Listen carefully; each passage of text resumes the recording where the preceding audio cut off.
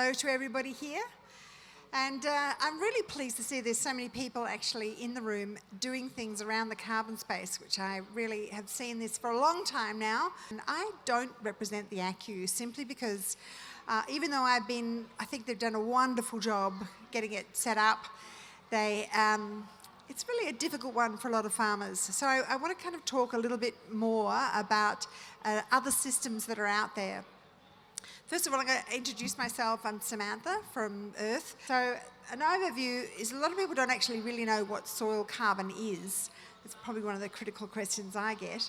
So it's a lot more about biology and biodiversity than people realise. Carbon actually in a nutshell is life. It's life in your soil. You can think of it, I talk about it as cathedrals in the soil. It's the architecture from which everything else, life can exist.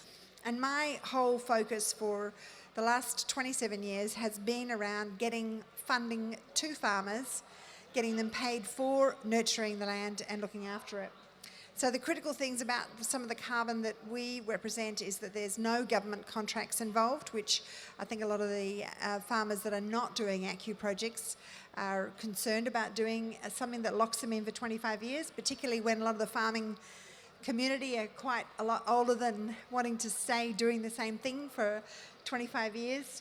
And the other thing that's really we're very proud about is that for the last 2 years we've been working on helping a new methodology get into the international European markets, which are a lot further ahead than we are in terms of enforcing this space.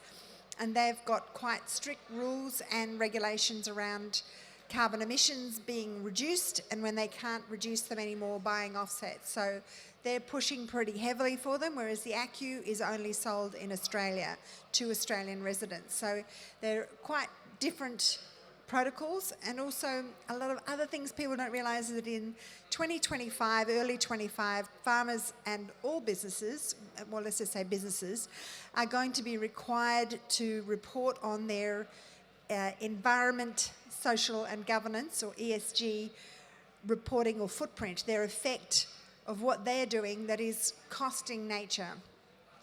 And this will come and have effect back along the supply chains, which farmers are already experiencing. So this is really trying to tell you, you're going to have to start looking at this. You're going to have to start looking at biology and biodiversity as critical to not only the future of the soil, but also to your financial future. So the thing that we work on at Earth is we aggregate farms for international purchases. And we are trying to put the carbon market into your future. So this is really about unlocking new revenue streams. Soil carbon isn't just about farming anymore, it's investing in soil coring and scientific data collection. You're improving your land and creating a commodity that can be sold in the international markets to create a bolster against changing markets and laws.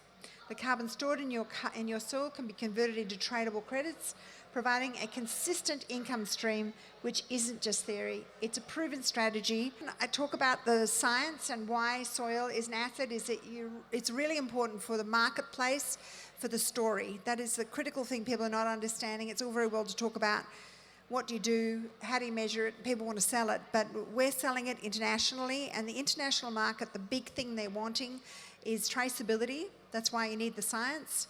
You need the traceability of who measured it, who tested it, who valued it, and then for actual purchase of it, they want to know the story. They want to know the biodiversity. They want to know what you've done on the land that is why they're paying you. A carbon credit or asset that you need to look at is a payment for works done. It's not, oh, well, I just go and lock the land up. No, this is about actually possibly farming it more or adding more activity into the land process that you're doing. And without all that data being independently verified, the market is really worried because of all the greenwashing. There's actually thousands and thousands of tonnes that are being wasted now because there was a lot of lies going on in the space about trees that weren't even there, and a lot of people think of carbon credits as only being about trees. And we basically don't touch the trees other than as biodiversity habitat and major pumps taking that carbon into the soil. And we recommend you doing soil cores around the trees rather than measuring the trees themselves, because soil carbon is really the Rolls Royce of carbon measurements. we can get a carbon project done. It's very similar in process to the aquip. It's just got a few variables about it, and we're very proud about having spent the time to finally get the system that we're about to launch actually onto one of the largest carbon markets in the world, and get through a very long, arduous due diligence system because of all the greenwashing. So measuring it is, again, I just throw some things in here. My book goes into all of this stuff, so I'm not going to go into too much depth. I'd love you to go and buy my book. This is the launching date for it. Carbon is not a dirty word, and it's really about the governance and trading and looking at all these things around soil carbon. So they do measure with satellite.